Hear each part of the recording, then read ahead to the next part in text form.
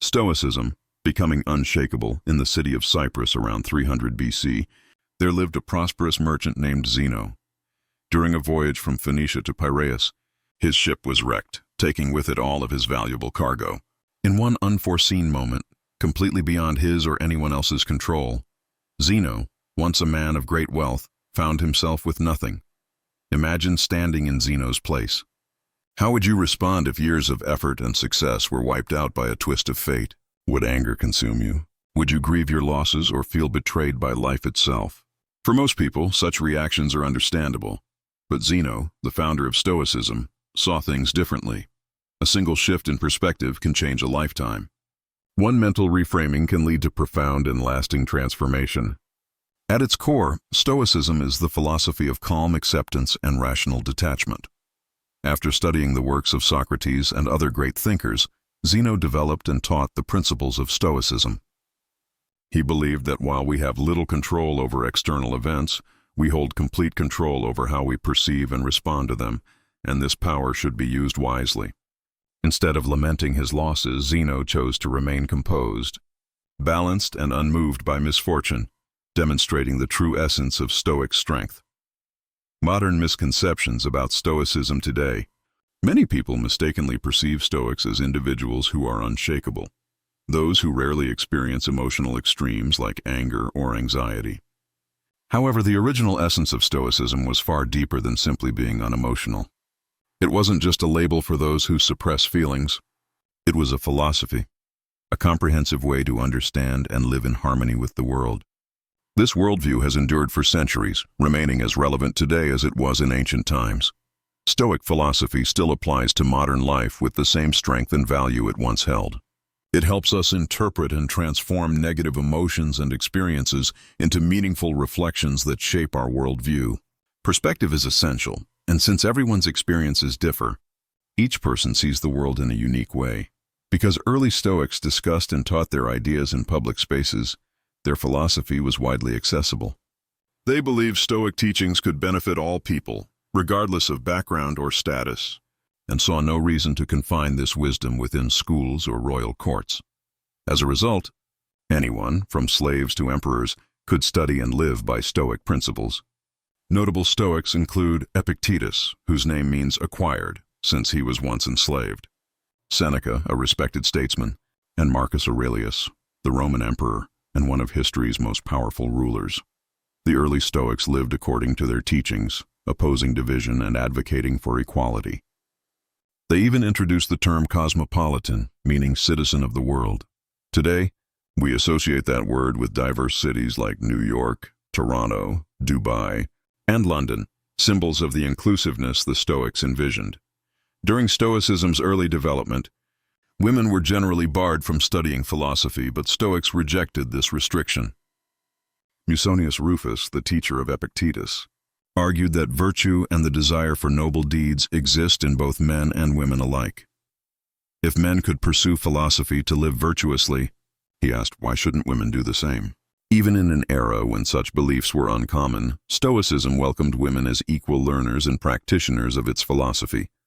Why people embrace Stoicism as a way of life? Why do so many individuals turn to Stoicism as their guiding philosophy? In a world full of uncertainty, our emotions often interfere with our peace of mind. In truth, we don't feel upset merely because bad things happen. We feel upset because those bad things catch us off guard. Rain, for instance, is generally a good thing. It nourishes plants, provides water for animals, and helps regulate the temperature. Yet, when rain suddenly pours while we're outside without an umbrella, the experience feels unpleasant. So why don't we cry every time it rains? Because we've learned to expect it. It's part of nature, beyond our control. While inconvenient, it eventually passes and the sun returns. Stoicism teaches us to adopt the same attitude toward life's hardships. Expect challenges. Accept them and find peace knowing they are inevitable. The voluntary discomfort. Exercise for building mental strength. One of Stoicism's key practices is voluntary discomfort, designed to increase gratitude and resilience. This involves intentionally stepping out of comfort zones, sleeping on the kitchen floor, taking cold showers, or eating simple meals like plain potatoes for several days. Exercises like these remind us that regardless of hardship, survival and growth are possible with the right mindset. By embracing discomfort, we train our minds to face future adversity with calm and confidence. In today's world, where constant advertising convinces us that happiness depends on possessions, appearance, or wealth, this principle matters more than ever. From birth, we know nothing. We learn through family, education, and personal experience. Yet these three sources often teach us conflicting lessons. The real question is, must we absorb everything we're taught? If we do, we risk adopting unrealistic expectations that only lead to disappointment. True fulfillment comes from focusing on personal growth, doing things for ourselves, not for others or for validation. When we attach our happiness to external rewards, disappointment almost always follows. Why external sources of happiness always fail most of the time? We try to fill the emptiness inside us with external things, spending money on a new car, a house, or even starting a family. Often we chase these goals for their outward value rather than their inner meaning. But Stoicism reminds us that living this way puts our happiness in the hands of external forces, forces that are bound to fail eventually. Cars break down, natural disasters destroy cities, and divorce rates keep rising every year. Even the simplest pleasures in life have a cost, the cost of space, both physical and mental. As Seneca once said, learning to live with less creates space in your life for the things that truly matter. True happiness should be rooted in our inner worth, not in possessions or achievements. We must strive to stay calm regardless of what life brings, because while we can't control most events, we always control how we respond to them. The dichotomy of control, Stoicism's core principle. This is the essence of the dichotomy of control, the foundation of Stoic philosophy.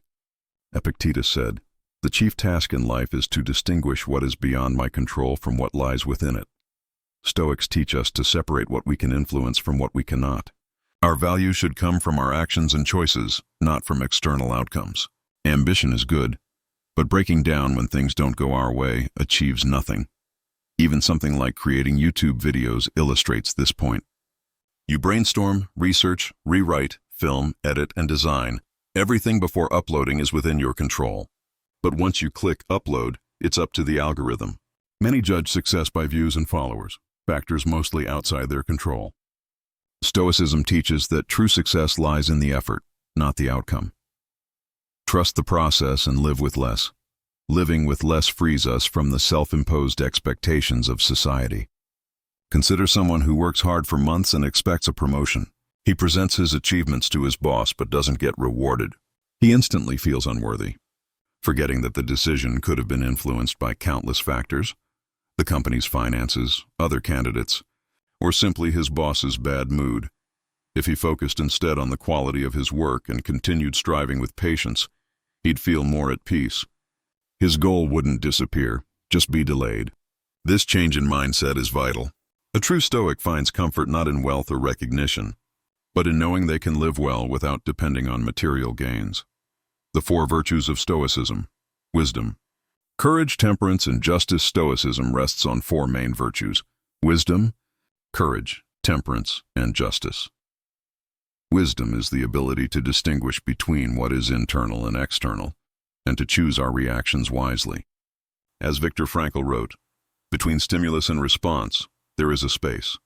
In that space lies our power to choose. Courage can be summed up in two words: persist and resist. Temperance, or moderation, means doing more with less, speaking wisely, acting with restraint. While billionaires compete at the top of rich lists, Stoics believe true wealth lies in having what's essential and knowing when it's enough. Justice is the greatest of all virtues, reminding us to harm no one and to act for the good of all. Nelson Mandela embodied this. Imprisoned for 27 years during apartheid, he emerged without hatred. Influenced by Marcus Aurelius's teachings, he chose peace over revenge, urging unity and rebuilding instead of vengeance. He reminded his people that the past was beyond their control, but the future was theirs to shape.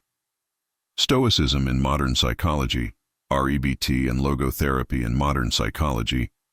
Stoic principles underpin therapies such as rational emotive behavioral therapy, REBT, and logotherapy. REBT helps individuals recognize harmful thought patterns, question their logic, and replace them with healthier, more rational beliefs. Logotherapy, meanwhile, is rooted in the Stoic idea that humans are driven by purpose. Even in the darkest moments, we can find meaning and fulfillment by discovering that purpose. Of course, this takes time. It's a gradual process of reshaping how we think, replacing old habits with new ones. The Stoic path to true happiness, to fix our struggle with happiness, we must nurture self-worth, valuing what we can control and releasing what we cannot. This shift leads to a calmer, more fulfilling life. Stoicism helps us navigate life's storms with composure and gratitude. And even if our journey ends sooner than we hoped, we can rest peacefully knowing we lived with purpose and reason. Because, in the end, everything must come to an end.